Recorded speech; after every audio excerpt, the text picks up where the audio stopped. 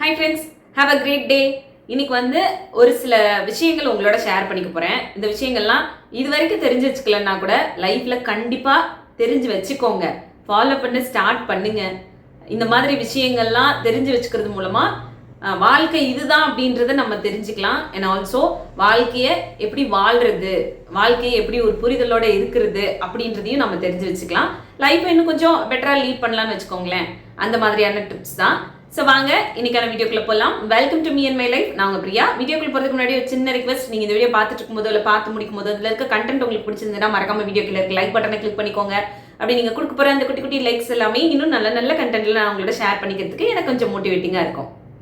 First, நீங்கள் உங்களுக்கு கிடைச்சிருக்க லைஃப்பை ரொம்ப நார்மலான லைஃப் தானே அப்படின்னு நினச்சிங்கன்னா உங்களோட லைஃப் கிடைக்காத ஒருத்தர் இருப்பாங்கள்ல, அவங்களுக்கு உங்கள் வாழ்க்கையை பார்க்கும்போது ஒரு கனவு வாழ்க்கை மாதிரி இருக்கும். இப்படி ஒரு வாழ்க்கை நம்மளுக்கு கிடைச்சிடாதா அப்படின்னு நினைப்பாங்க. நமக்கு இப்போது டெய்லி 3 நேரம் நல்ல சாப்பாடு சாப்பிட்றோம், தூங்கி எழுந்திருக்கிறதுக்கு ஒரு வீடு இருக்குது, நம்ம ஏதோ ஒரு கஷ்டத்தில் இருந்தோம்னா ஆறுதல் சொல்கிறதுக்கு யாரோ ஒருத்தர் நம்ம கூட இருக்காங்க, ஃபேமிலி மெம்பர்ஸ் இருக்காங்க, நம்ம ஒரு இடத்துல ஒர்க் பண்ணுறோம், மாதம் அந்த சம்பளத்தை நம்ம கையில் வாங்குகிறோம், அதை வச்சு நம்மளோட செலவுகளை மீட் அவுட் பண்ணிக்கிறோம்.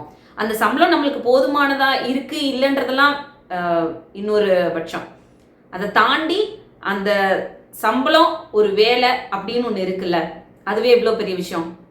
இந்த மாதிரி கிடைச்ச விஷயங்கள் எல்லாத்தையும் நாம் அப்ரிஷியேட் பண்ணாமல், அதுக்கு நாம் கிரேட்ஃபுல்லாக இல்லாமல் அது ரொம்ப நார்மலாக நம்ம பார்க்க ஆரம்பிச்சிட்டோம். இதை விட இன்னும் கொஞ்சம் என் லைஃப் பெட்டராக இருந்திருக்கலாம், என் லைஃப்பில் இது கிடைக்கல அது கிடைக்கலன்னு நம்ம புலம்பிகிட்டே தான் இருக்கோம். நீங்கள் கொஞ்சம் யோசிச்சு பாருங்களேன். இது எதுவுமே கிடைக்காத ஒருத்தவங்களோட வாழ்க்கை இருக்கும்ல, இப்போ நம்மளுக்கு கிடைச்ச இந்த விஷயங்கள்லாம் இருக்குல்ல, இது எதுவுமே இல்லாமல் இருக்கக்கூடிய ஒருத்தரோட வாழ்க்கை இருக்குல்ல, அவங்களுக்கு நம்ம வாழ்க்கையை பார்க்கும்போது ஒரு ட்ரீம் மாதிரி இருக்கும். இந்த மாதிரி வாழ்க்கையெல்லாம் நம்ம வாழ்ந்துட மாட்டோமா அப்படின்னு நினைப்பாங்க.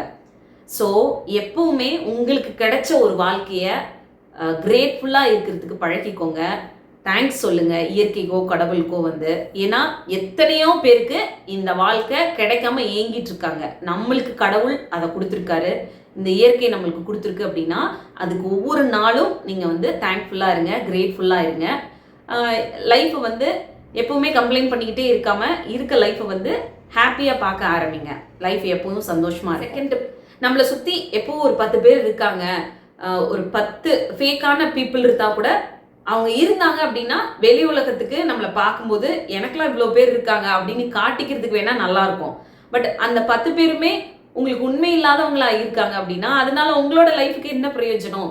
ஸோ அதனால 10 ஃபேக்கான ஆட்களை உங்களை சுற்றி வச்சுக்கிறத விட ஒரே ஒருத்தர் உங்கள் மேலே அக்கறையாக இருக்கவங்க, உங்கள் மேலே உண்மையாக அன்பாக இருக்கவங்க, உங்களோட க்ரோத்தை பார்த்து ரொம்ப ஹாப்பியாக ஃபீல் பண்ணுறவங்க, உங்களை ஏதோ ஒரு விதத்தில் அப்ரிஷியேட் பண்ணுறவங்க, என்கரேஜ் பண்ணுறவங்க, அந்த மாதிரி ஒருத்தர் உங்களோட லைஃப்பில் இருந்தால் போதும்னு நினச்சிக்கோங்க. ஏதோ சும்மா இந்த உலகத்துக்கு நானும் ஃப்ரெண்ட்ஸோட இருக்கேன், நானும் ரிலேட்டிவ்ஸோட இருக்கேன், என்னை சுற்றி இவ்வளோ பேர் இருக்காங்க அப்படின்னு காட்டிக்கணுன்றதுக்காக நிறைய ஃபேக்கான பீப்புளை உங்களை சுற்றி எப்பவுமே வச்சுக்காதீங்க. அது நிறைய நேரம் உங்களோட லைஃபுக்கு டேஞ்சரான ஒரு விஷயமும் கூட. அண்ட் ஆல்சோ அவங்களால எந்த ஒரு பெனிஃபிட்டுமே உங்களுக்கு இருக்காது. பெனிஃபிட் இன் த சென்ஸ் அவங்களால உங்களுக்கு ஒரு சந்தோஷமோ ஒரு ஹாப்பினஸ் உங்களோட லைஃப்ல ஏதோ ஒரு விதத்துல அவங்க உங்களை க்ரோ பண்ணி விடுறதுக்கோ இல்லை நீங்க வளர்றதை பார்த்து அவங்க சந்தோஷப்படக்கூடிய பர்சனாக கூட இருக்க மாட்டாங்க.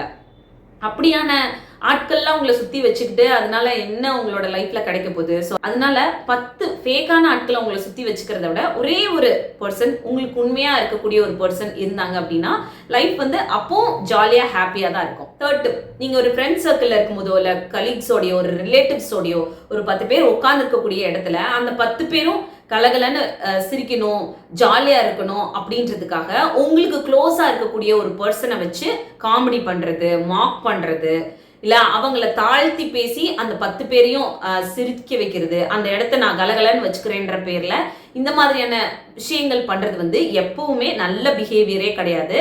ஏன்னா இதே விஷயம் உங்களுக்கு நாளைக்கு நடக்கிறதுக்கு நிறைய வாய்ப்புகள் இருக்கும். உங்களை வச்சு அவங்க மாக் பண்ணுறதுக்கோ ஜோக் பண்ணுறதுக்கோ உங்களை வச்சு அவங்க கிண்டல் பண்ணுறதுக்கும் நிறைய வாய்ப்புகள் இருக்கும். அண்ட் ஆல்சோ நீங்கள் யாரை வச்சு மாக் பண்ணுறீங்களோ இல்லை இந்த மாதிரி யாரை வச்சு நீங்க கிண்டல் பண்றீங்களோ அந்த ஒரு பர்சன் இது வரைக்கும் உங்க கூட ரொம்ப க்ளோஸா இருந்திருந்தாங்கன்னா இந்த மாதிரியான ஒரு விஷயம் அவங்களுக்கு ஃப்ரீக்வெண்டா நடக்குது அப்படின்னா உங்ககிட்ட இருந்து கொஞ்சம் விலகிக்க ஆரம்பிச்சிருவாங்க. இல்ல மேபி ஃபியூச்சர்ல உங்களை அவாய்ட் பண்ணிடுவாங்க. அவங்க உங்க மேல வச்சிருந்த மரியாதையும் குறைச்சிக்குவாங்க.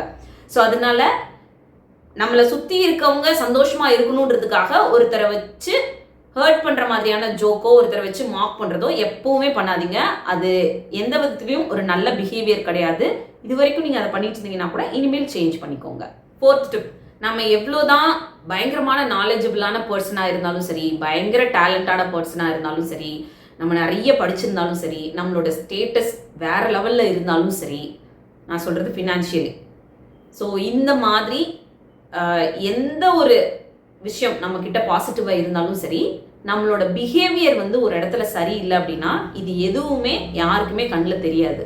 நம்ம ஒருத்தர்கிட்ட பேசுற விதமோ நம்ம ஒருத்தரை ட்ரீட் பண்ற விதமோ சரியில்லாம இருக்கு, நம்ம ரொம்ப அந்த விதத்துல வந்து ரொம்ப நெகட்டிவா நடந்துக்கிறோம், ஒருத்தர்கிட்ட பிஹேவ் பண்ற விதமே நமக்கு சரியில்லை அப்படின்ற பட்சத்துல நம்ம கிட்ட இருக்கக்கூடிய இந்த பாசிட்டிவான விஷயங்கள் எதுவுமே மற்றவங்க கண்ணுக்கு தெரியாது. அது எல்லாமே வந்து உங்களோட பிஹேவியர் முன்னாடி மறைஞ்சிரும். ஸோ அதனால இவ்வளோ விஷயங்கள் உங்ககிட்ட இருந்தாலும் உங்களோட பிஹேவியர் எப்பவுமே வந்து ஒரு இடத்துல சரியா இருக்கணும்ன்றதுல கொஞ்சம் கான்சியஸாவே இருங்க. ஒருத்தரை நம்ம ட்ரீட் பண்றது, ஒருத்தர்கிட்ட நம்ம பேசுற விதம், இதுல எல்லாம் வந்து ரொம்ப கவனமா இருக்க வேண்டியது ரொம்ப முக்கியமான ஒரு விஷயம். ரொம்ப விளையாட்டா பேசுறேன்றதுனாலயோ இல்ல நான் வந்து இதுல எல்லாம் பெரிய ஆளு அதனால நான் இப்படிதான் பேசுறேன்னு ஒரு ஆட்டிடியூடோடையோ நம்ம ஏதாவது ஒரு இடத்துல நடந்துக்கிட்டோம் அப்படின்னா நம்ம படிச்ச படிப்புக்கோ நம்ம கிட்ட இருந்த நாலேஜ்க்கோ நம்ம கிட்ட இருக்கக்கூடிய டேலண்ட்டுக்கோ அர்த்தமே இல்லாம போயிடும். ஸோ அந்த ஒரு விஷயத்த எப்பவுமே நம்ம பண்ணக்கூடாது. 5th டிப், லைஃப்ல நீங்க எவ்வளோ அடுத்தடுத்த உயரங்களுக்கு போனாலும், நான் சொல்றது எஜுகேஷன் வைஸா, ஃபினான்ஷியல் ரிலேட்டடா, நீங்க பார்த்துட்டு இருக்க ஒர்க்ல அடுத்தடுத்த ஸ்டேஜ் போறதா இருக்கட்டும், ஏதோ ஒரு ஃபீல்டுல ரொம்ப பாப்புலரான பர்சனா இருக்கீங்க, இப்போ இருக்கிறத விட அடுத்தடுத்து லெவலுக்கு க்ரோ ஆகிட்டே போறீங்க அப்படின்னா அப்போ ஒரே ஒரு விஷயத்த மட்டும் மைண்ட்ல வச்சுக்கோங்க. நம்ம எவ்வளோ உயரம் போனாலும் நம்ம கிட்ட கொஞ்சம் பணிவு அப்படின்ற விஷயம் இல்லைன்னா நம்ம எவ்வளோ தூரத்துக்கு போயும் ஒரு மதிப்பு இல்லாமல் போயிடும். நம்ம இந்த இடத்துல இருக்கோம் அதனால இவங்களை வந்து நம்ம இப்படிதான் ட்ரீட் பண்ணணும், இல்லை இவங்க கிட்ட இந்த அளவுக்கு இப்படி ஒரு ஆட்டிடியூடோட இருக்கணும் அப்படின்னு நினைச்சோம்னா அதுக்கான விஷயமும் நமக்கு திரும்ப கிடைக்கும். நம்மளை இவ்வளோ தூரத்துக்கு கொண்டு போன இந்த கடவுளோ இயற்கையோ அதை திரும்ப எப்போ வேணாலும் எடுத்துக்கலாம், திரும்ப நம்ம பழைய நிலைமைக்கும் வரலாம். அப்போ நம்மளை சுற்றி இருக்கவங்க கிட்ட நம்ம வந்து நார்மலாக முன்னாடி இருந்த மாதிரி கூட இருக்க முடியாது. அண்ட் ஆல்சோ நம்மளை வந்து நம்ம அந்த லெவலில் இருக்கப்போ அவங்கள எப்படியெல்லாம் ட்ரீட் பண்ணோமோ அது அவங்க மைண்டில் இருக்கும், அதை பார்த்து நம்மளை விட்டு விலகிக்குவாங்க. ஸோ அதனால எவ்வளோ தூரம் உயரம் போனாலும் ஒரு பணிவு இருக்கணும். நம்மளை சார்ந்து இருக்கவங்க, நமக்கு தெரிஞ்சவங்க தெரியாதவங்க எல்லாருக்கிட்டையுமே ஒரு ஹம்பிளா பிஹேவ் பண்ண தெரிஞ்சிருக்கணும், ஒரு கைண்ட்னஸ் இருக்கணும், அவ்வளோதான். இந்த ஒரு சின்ன சின்ன விஷயங்களை நம்மளோட லைஃப்ல ஃபாலோ பண்ணோம் அப்படின்னா கண்டிப்பா இப்போ இருக்கிறத விட அடுத்தடுத்த லெவலுக்கு நம்ம க்ரோ ஆகிட்டே தான் போவோம். ஸோ அவ்வளோதான், இந்த வீடியோ இதோட முடியுது. இன்னொரு யூஸ்ஃபுல்லான வீடியோட நான் உங்களை மீட் பண்ணுறேன். இந்த வீடியோ பிடிச்சிருந்தா மறக்காம லைக் பண்ணுங்க. இன்னும் நம்ம சேனலை சப்ஸ்கிரைப் பண்ணலாம், ப்ளீஸ் சப்ஸ்கிரைப் பண்ணிக்கோங்க. தேங்க்யூ.